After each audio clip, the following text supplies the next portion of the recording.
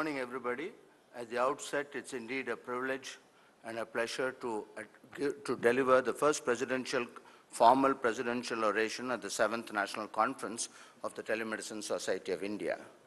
During the next 30 minutes, I plan to put you on a time machine and take you back, not into the future, but take you back to the 20th century, which according to me is Jurassic Park so far as e-health is concerned.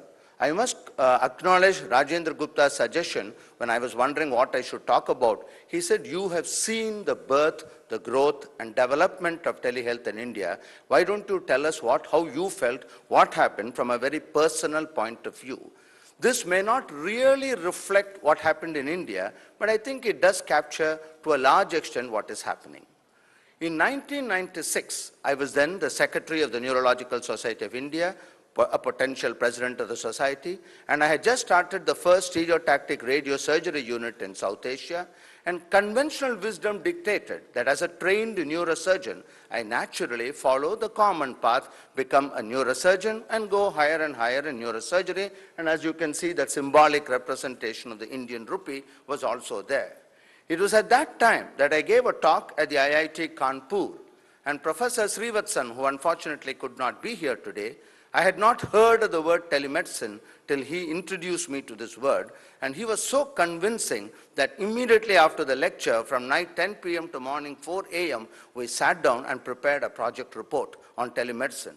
Retrospectively, we were just too far ahead of the time.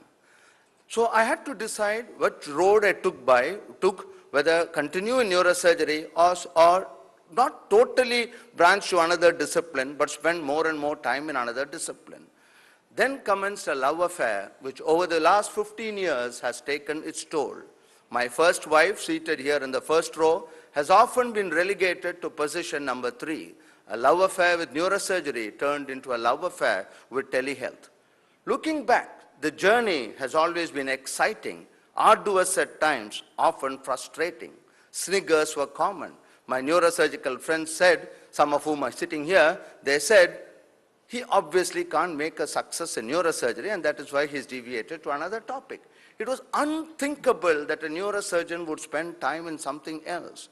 Ha, ha, ha, this was what I heard in 1996. But then that was the 20th century. Not having white hair at that point of time and full of enthusiasm, I sent letters to dozens, to scores of people.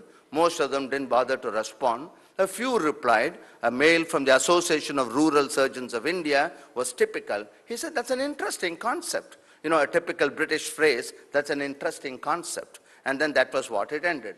My mission and passion to change the world, which is what I in my immaturity thought I could do in 1996, obviously did not take place.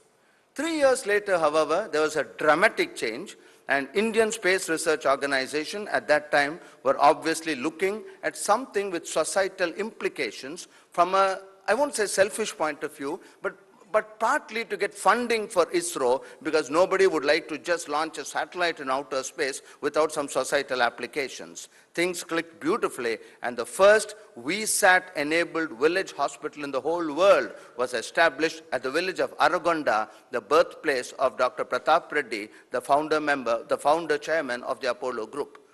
The then President of the United States, Bill Clinton, formally inaugurated it, and you can see what he said.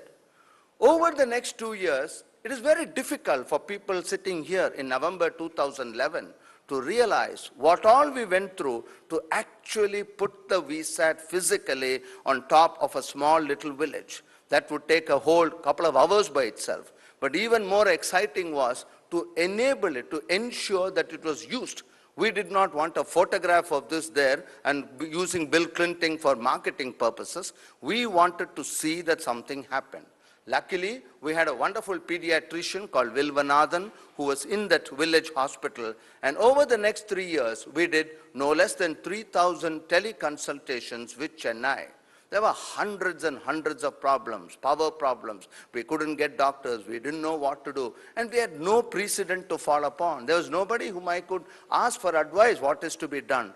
But then, neurosurgeons of the 20th century are made of harder metal. We don't give up that easily. We persisted, and we did have a lot of encouragement from the management of the hospital. And publicly, Dr. Kasturi Rangan, Dr. Madhavan Nair, Satyamurthy, Bhaskar Narayana, and several other senior officers of ISRO have publicly mentioned that this proof of concept validation, which was done in the late 20th century, certainly helped ISRO decide to take up telemedicine in a big way. And today, I think they are the largest space agency, the space agency in the world. I don't think anyone else has embarked on so many telemedicine centers as ISRO has done. In 2000, again, we decided to form a Section 25 company, which in India means a not-for-profit foundation, the Apollo Telemedicine Networking Foundation. Our mission, vision at that point of time was to take modern healthcare to remote areas using technology. It looks so nice on a slide. In real life, to really get this going meant a lot of problems, and I was always inspired by my teacher and mentor, Professor B. Ramamurthy, who used to quote Don Quixote often. Don Quixote said, "To reach the unreachable star, it's my quest to follow that star, no matter how hopeless, no matter how far." We persisted in spite of sniggers, in spite of people laughing at us, etc. Now this looks juvenile. I mean, today I can't even imagine how I did this. But then it was so exciting in 2001. And please remember, we were talking from a hospital perspective, as a practicing doctor, not as a vendor, not as a member of the industry, not in a big university academic institution, but in a corporate for-profit hospital. I remember when I made this presentation, I said, "Good morning, good afternoon, good evening, good night, ladies and gentlemen." I mean, how childish it appeared, perhaps, but then it was a thrill to talk to people across the globe at different points of time. Indian telemedicine hardly existed in the year 2001, but we made every single opportunity to project Indian telemedicine. And of course, it was thrilling that Bill Gates was one of the people who had listened to this talk. Video conferencing. As I said, today it looks childish. I mean, today you can do a video conferencing on your 3G camera, but then from a hospital setting, it was so fantastic for us at that point of time. We even got the local US Consulate General to come, and I must say he was equally thrilled.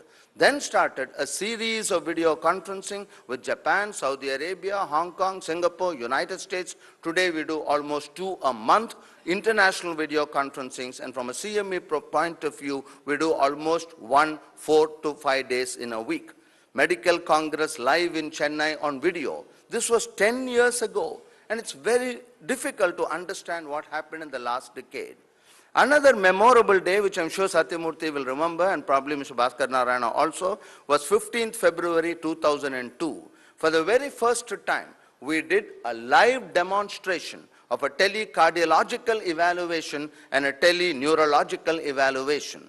I was assisted by a brilliant pediatric cardiologist, Prem Shekhar, and we transmitted for the first time a pediatric echocardiogram from the Shar Hospital, which is the satellite launch center about 130 kilometers or so from Madras. In fact, we were so under tremendous tension because the Kasturi Rangan, the chairman of ISRO, was coming. This was the very first time it was being done. And so we rehearsed and rehearsed and rehearsed till the stage came and the patient told me, "Doctor, you have forgotten me to do that particular test." That was the number of times we do the rehearsal. But luckily, everything went off perfectly, just like ISRO is able today to plant a flag on the moon. With the same precision, we did this on February 15, 2002. Again, Dr. Kasturi Rangan publicly acknowledged that this superb demonstration of technology actually happening to do a neurological examination of a girl through satellite in 2002 to show that can actually happen did decide, and this certainly influenced him, and subsequently, as you know, it is history. Today, ISRO has more than 400 VSATs which they have put all over the place. So much was our enthusiasm at that time that I approached the Vice Chancellor of the Anna University.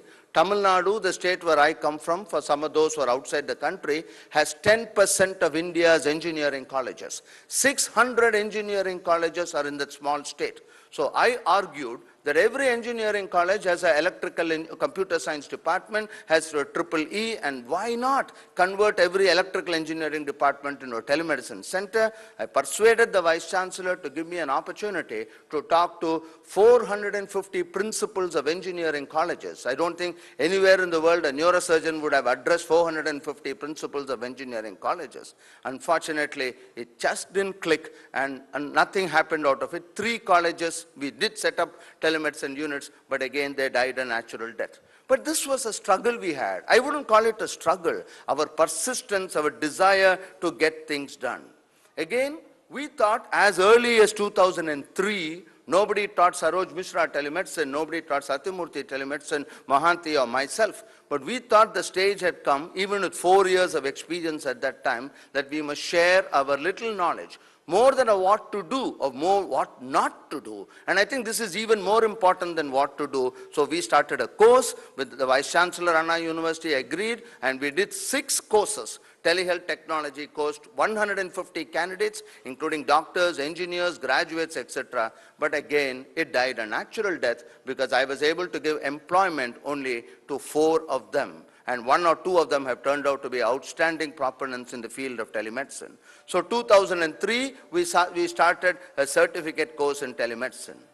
I've always been a great admirer of the armed forces of India, and again, it was thrilling to me that in 2003, mind you, telemedicine hardly existed, excepting for SGPGI probably at that time. In 2003, I persuaded the local GOC, and after that, there was no looking back. We held courses for the Southern Command, Central Command, Eastern Command, and we helped set up personally at our initiative almost 27 telemedicine centers. But again, due to various reasons, these have not been employed or utilized to the extent to which it could have been utilized. But nevertheless, these were all very thrilling to associate with the armed forces. Again, in 2003, you must understand our job, or my concept at that time, was purely to act as an evangelist, to popularize telemedicine, to ensure that telemedicine was in the dictionary, in the lexicon of every single person here. Obviously an impossible task, but at least whatever we could do. And then there was an International Critical Care Congress held at Jaipur. 600 critical care specialists, intensivists from all over the world came to Jaipur. They asked me to give a talk. Unfortunately, I had some problems at home, and so I could not physically travel to Jaipur. But not giving up things so easily, I decided to convert what would have been a calamity into an opportunity. And then I went to the ICU, persuaded the people there, and I gave my lecture on telecritical care from the ICU of Apollo hospitals, doing an echocardiogram, showing the ventilator settings, and transmitting all this live in the year 2003. This had a fantastic impact, much more if I had given a straight face-to-face lecture. All these small things did help in making people aware of telemedicine. Again, peripheral medical devices. We know what today, you see so many stalls here, you see today nobody even thinks about it. You just go, you have a choice. You have a choice of 8 to 10 vendors, including indigenous developers. Today you can monitor a blood pressure, pulse rate, oxygen saturation, and so on and so forth. But how did all this happen? In 2004, I used to be associated with IIT right from my student days, and then we had a discussion with Professor Ashok Jhunjhunwala, several meetings we had with him. The whole concept came out, and then we clinically tested and validated it. No doctor will accept a blood pressure recording. And in 2004, we did not have ISO certification for medical devices, JCI accreditation for hospitals, and so on. It was a fight all the way. We went to the village, managed 100 people, and then it had to be a double-blind randomized control study. So we took ECGs for 100 people the conventional way, we checked their blood pressure, and then we compared it with the peripheral medical devices. And again, I was almost to the point of annoying the biomedical engineers. I said, no way, I cannot hear these heart sounds, these are not good enough. We asked very stringent validation criteria. And what did we do? We used kitchens, we used bedrooms, we went to the houses of villages, and you can see here how a 12-lead ECG was done in a kitchen of a patient, and following this, so this was how we did. Waited people, meticulously documented it. The logistics were enormous, making all these challenges, but then that is what we did. Then slowly we started realizing that even though the work we had done at that point of time was not much, still there were very few people doing even as much as we were doing. And here you can see snapshots of how, starting from engineering colleges, we've set up telemedicine units in engineering colleges, all across the world, Riyadh, Kosovo, and several other places. In 2007, of course, we had a conference, a similar Telemedicine Society of India conference, which we had. Every opportunity from CII, FICCI, from various organizations were given, and I think I would have given more than 250 talks in the last couple of years. Every single invitation was accepted. Popularization of telemedicine was my primary goal. And when an opportunity came with the National Science Museum, which is the biggest in the country in Delhi, the curator said they are starting a National Science Center, and there also we put a live demo so that there were almost 2,000 visitors who were coming to the National Science Museum every day. So even if 50 of them, even if 100 of them came and used this prototype, so we connected them to the telemedicine department of Apollo Hospitals, Chennai, and people who visited the museum could make a telephone call and get details about this. Gradually, the work was slowly recognized. We started getting recognition from outside the country, particularly from the African countries. I had a video conferencing with the then president of Nigeria. The Prime Minister of Mauritius came to Apollo Hospitals, Delhi, specifically with an idea of looking at telemedicine. Today, of course, we have successfully set up telemedicine centers in Mauritius, in Maldives, in Yemen, in Bangladesh, in Sri Lanka, and so on. We had a group of ministers who came from Uganda, and 2 weeks later, I got a telephone call from the First Lady of Uganda, who, like Hillary Clinton, is a minister in her own right, a member of parliament, and she said, I want to meet you tomorrow. I said, 24 hours? She said, yes, meet me tomorrow. We went and met her and to have a discussion about starting telemedicine in Uganda. So gradually, Indian telemedicine slowly spread to the rest of the world. People realized that we are doing something in telemedicine.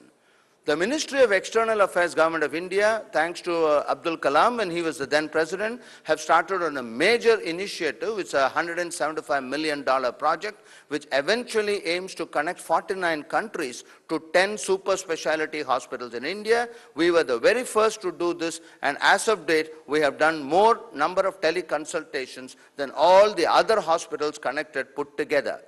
So this also was a challenge. It was not at all simple.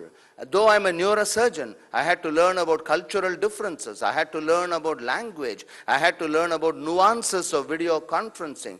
Major thing was a cultural difference. You see, we have to understand that practicing medicine today is no longer confined locally, not even to a region or a nation, but internationally. And I think doctors of the future must learn about culture, about language, daylight savings. I didn't know when daylight savings start, whether it starts on this particular day or the other particular day. We started a conference, we fixed up a time, and to a disaster, we found that it was daylight savings time. So all these things which today are taken for granted was a challenge establishing every one of these. But again, where was the satisfaction? We didn't get paid for this. Monetarily, certainly we would have made much more money or removing brain tumors or seeing patients. But it was so exciting and so refreshing to see. Look at this slide. These are people from Ibadan University, Lagos, Mauritius, Seychelles. People who are thirsting for knowledge, who had absolutely no idea what a brain tumor is, how to diagnose a brain tumor. I gave a talk for 45 minutes, but the question and answer session was 1 hour. I didn't have time, but then I did not have the heart to say, sorry, time over, next, no more questions. This was a thrill, this was the excitement of being able to share your little knowledge with the rest of the world. And even if one doctor applies what he had learned through this video conferencing in practice, I think that is satisfaction enough. Ladies and gentlemen, our growth has been very slow, but then this was a new specialty which we were starting for the first time. Today, we have 115 centers. We are the largest, oldest, multi-specialty telemedicine network in South Asia. We do teleconsultations, 30 to 40 a day in Chennai. Any of you are most welcome to come and see it. Distances ranging from 100 miles to 4,500 miles, 25 different specialties. Our star performers are a rheumatologist who does about 1,200 teleconsults every year, our psychiatrist who does about 800 teleconsults a year, and so on and so forth. Simultaneously, we also tried, because of my academic background probably, a little into academics. We published papers, of course we presented papers. Here you see a photograph, a typical day. You see how we give teleconsultation appointments from different parts of the country. Snapshots of what you see at the other end: Agartala, Ranchi, Mizoram, Port Blair.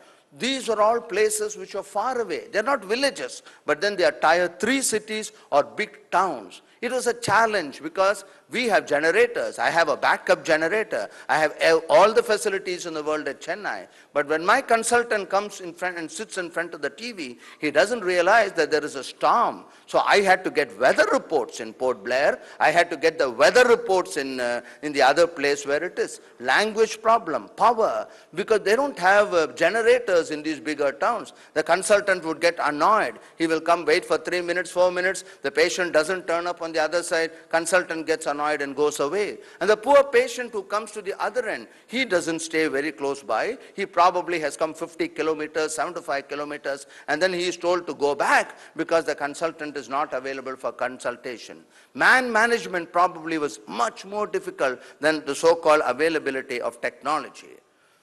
Papers were published in peer-reviewed journals with a good impact index. And very recently, just 2 weeks ago, I think this was truly a global recognition for the telemedicine department of Apollo Hospitals. The Harvard Business School is ranked as one of the best in the world for their external global leadership program. They wanted a program to be done on mHealth, and they wanted me to supervise 4 of their MBA graduates as a mentor, which I have accepted.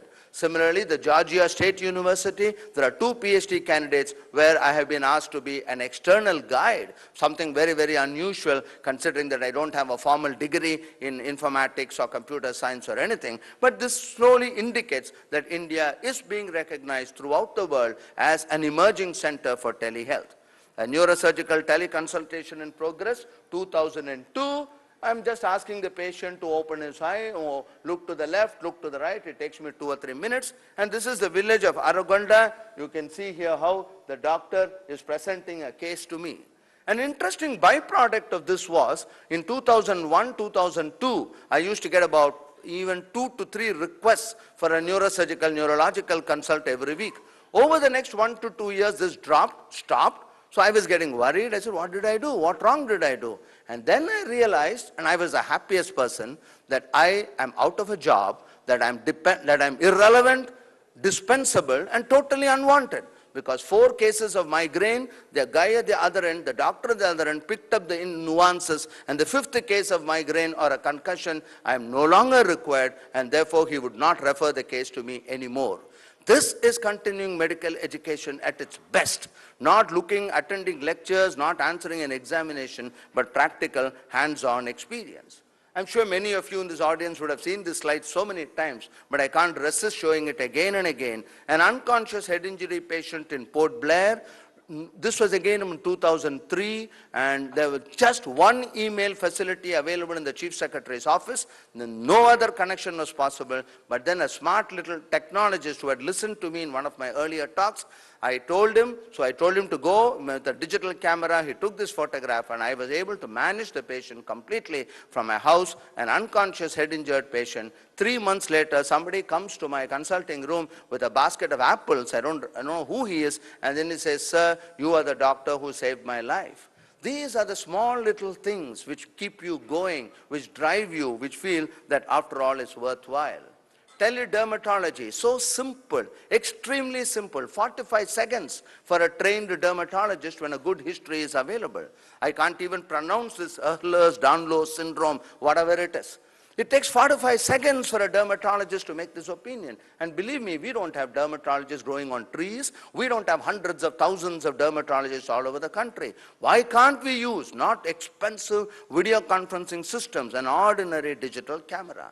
I feel frustrated when I see little children like this, 2 years old, 1.5 years old, having to travel 1,500 miles with the parents and the grandparents. Just imagine the amount of money lost, the amount of effort, time, etc. Why? Because the cardiac surgeon wants to see the scar. The cardiac surgeon wants to listen to heart sounds. Why can't you put a stethoscope on the chest of the patient? You do not require a professor of cardiology from AIIMS to put a stethoscope on somebody's chest. We have taught the family to do it. I have taught a patient to put the stethoscope here, here, here. With a webcam, we can do it. It's an audio file, 60 KB. Can't we do this? We don't require technology to do it. We have done this. 80% of our teleconsultations which we do now are review purposes so that patients no longer have to travel hundreds of miles to come back and see the patient.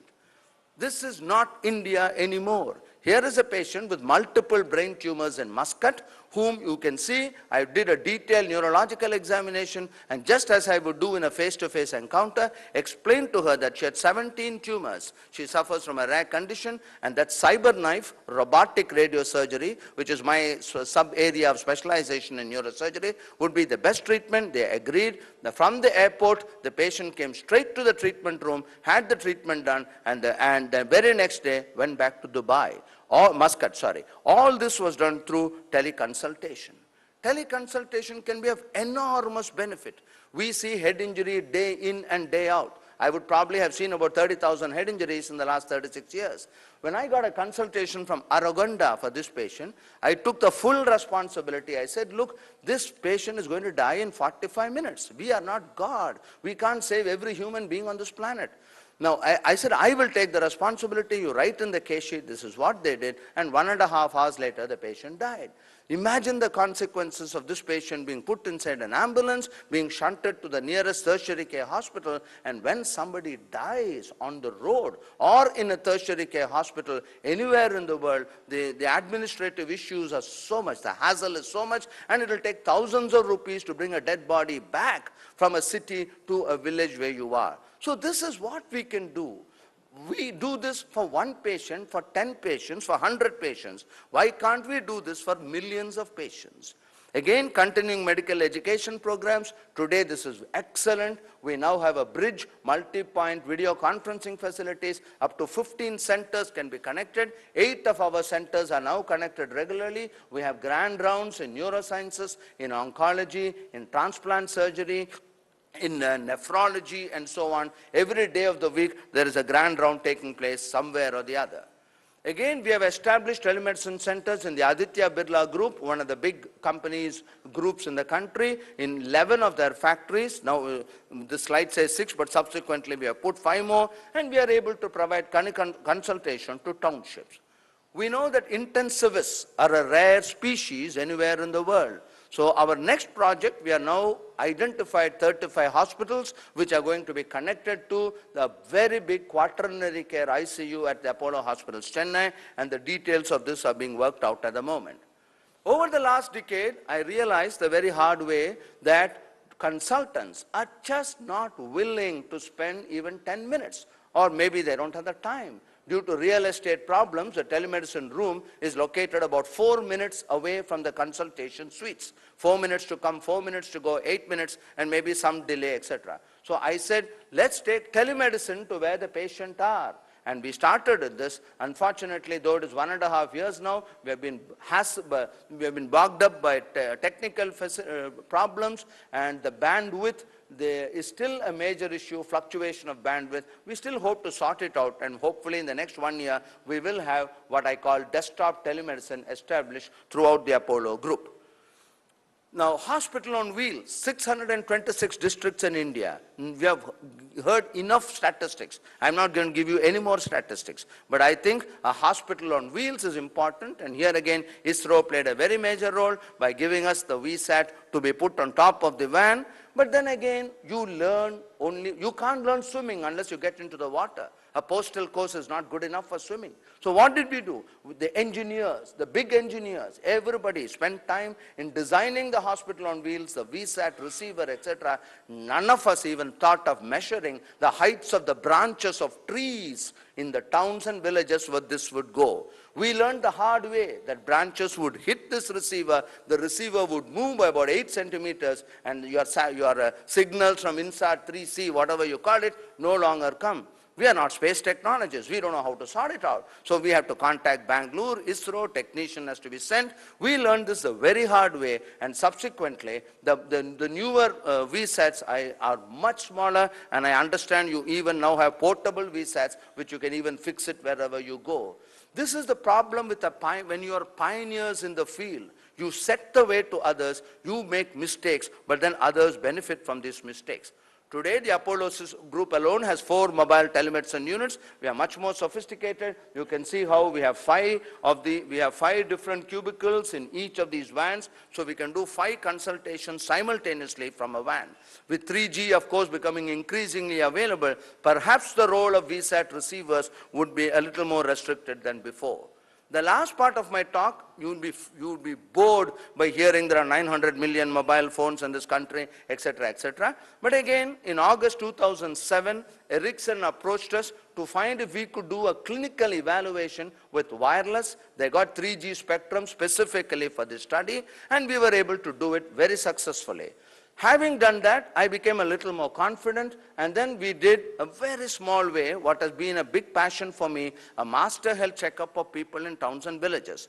India still does not know. We have no idea of what is the incidence and prevalence of secondary and tertiary diseases in suburban and rural India. No cardiologist is going to go there and do ECGs and evaluate them. So we did this. You can see we hired a Kalyana Mandapam, about 80 people, volunteers. We did an ultrasound for a pregnant woman in a hospital on wheels and transmitted this data entirely through wireless, not 3G, but through edge technology using 2.5G.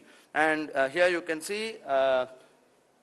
see this study was so well recognized that this was also Ericsson requested that this be showcased both at Bhutan and in Bangladesh, but unfortunately, like most other studies, these are pilots. I have come to the conclusion that there are more pilots in the field of telemedicine than there are in the Indian Air Force, or maybe even in the US Air Force.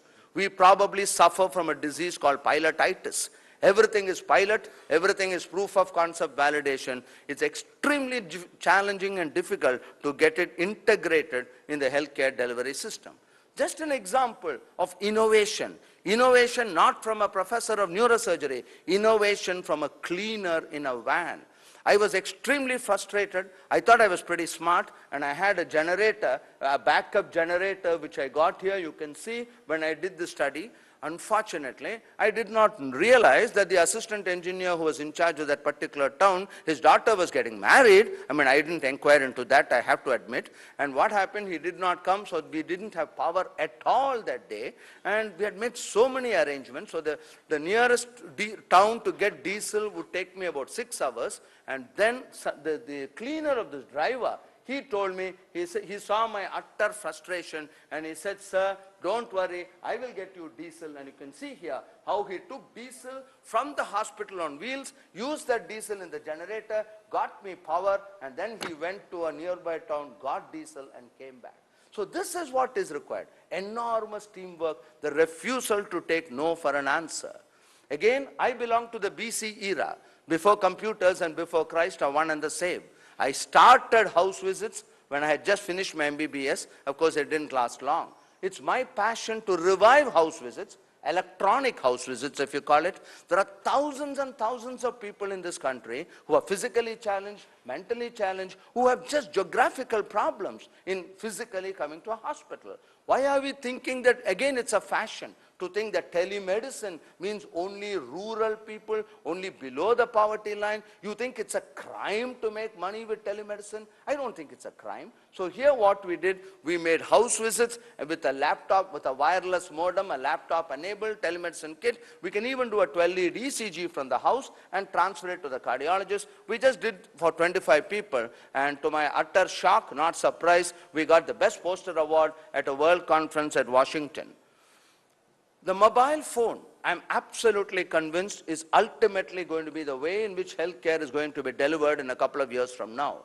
Apollo Hospitals and a few other organizations in India have just started one part of it, a 24/7 medical response center.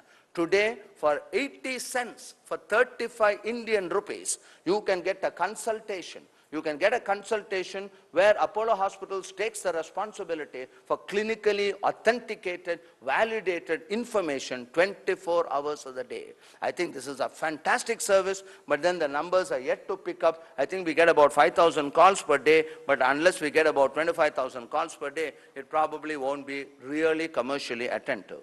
Again, 900 million IDs.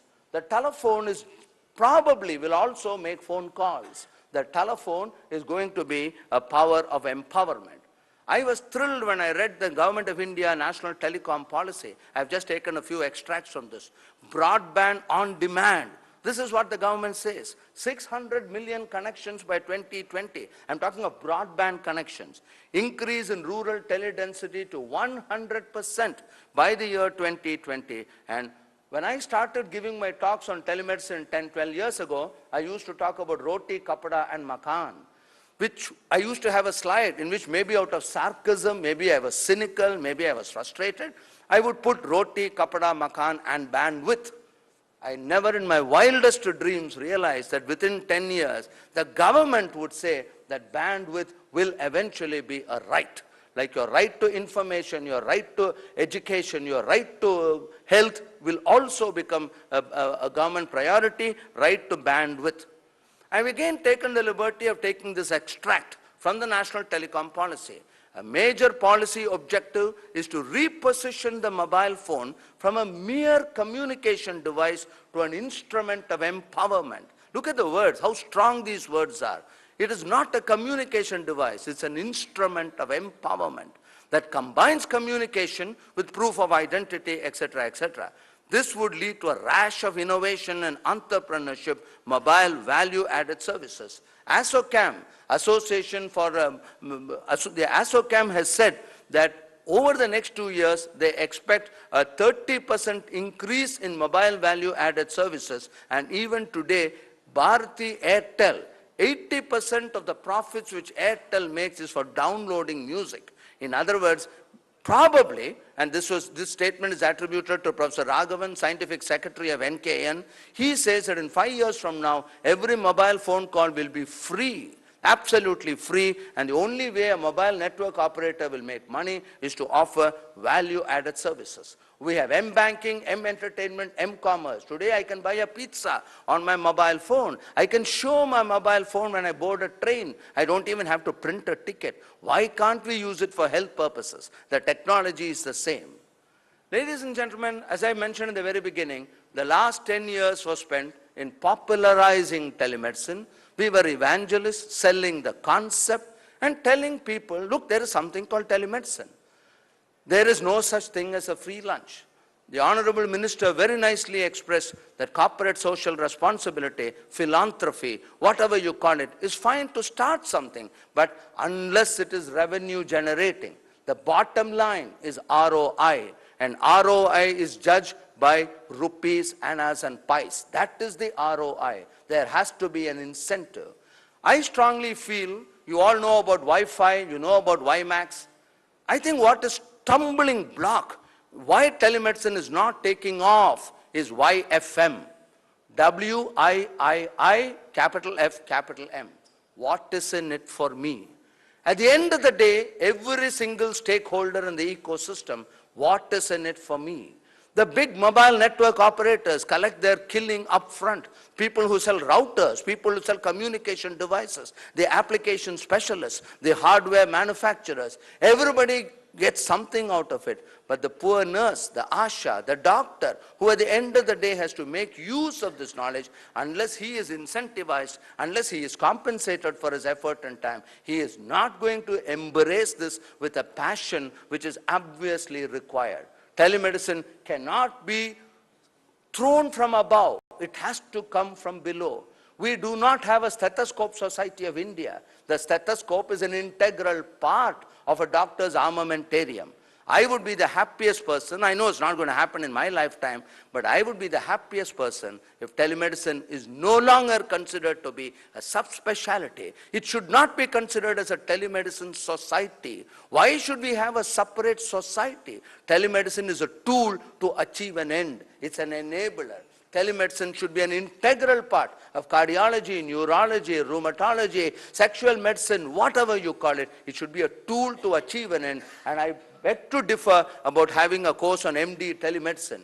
I think everybody should be taught telemedicine. Telemedicine should not be viewed as a separate specialty. Dr. Pratap Reddy, the founder chairman of Apollo Hospital, has always been told to be a man, recognized as a man who can look into the future. About a year ago, he called me and told me that look, enough is enough. 11 years, you are the only loss-making department of the entire Apollo group, which is absolutely true. It is very heavily subsidized. Whatever little returns we get doesn't even, it's the only loss-making department.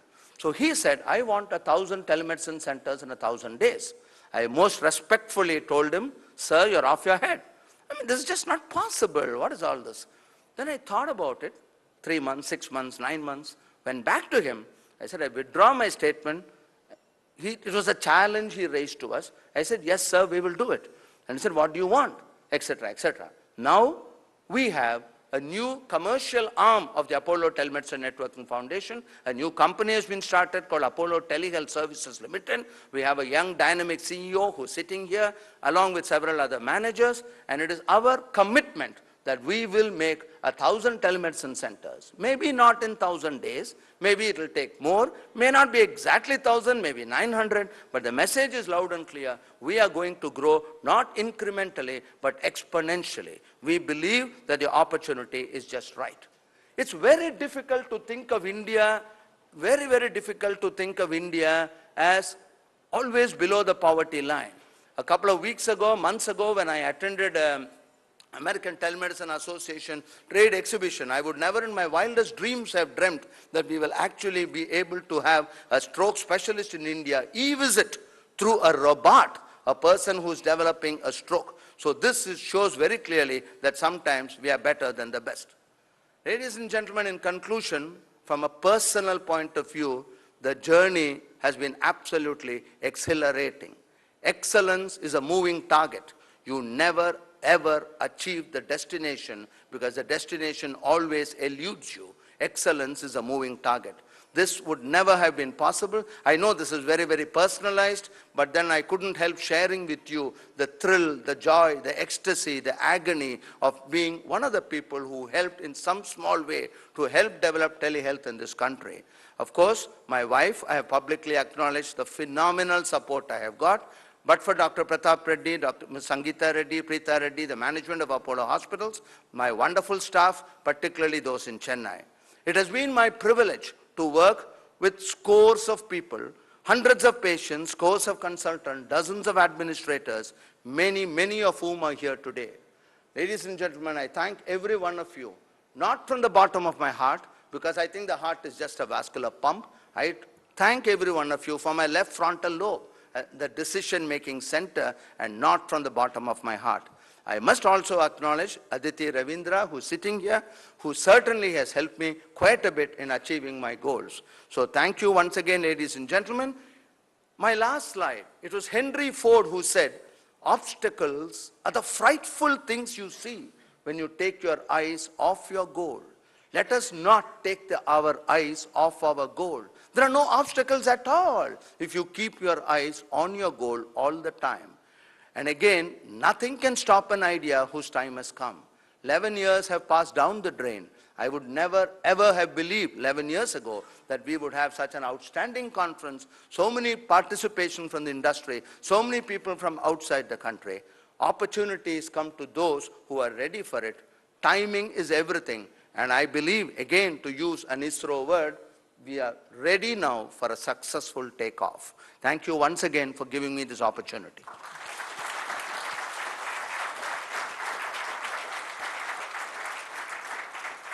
Thank you, gentlemen. That is Dr. Ganapathy to us. Always imitable style of presenting. What a beautiful way of going through that. moment, his personal 15 years, where we were all involved in some way or the other. And his tradition of setting up new traditions, this lecture is part of that tradition, which is all his initiative. Thank you, Dr. Ganapathy, for your contributions and your wonderful presentation. As a small token of our appreciation, I will like to give you this.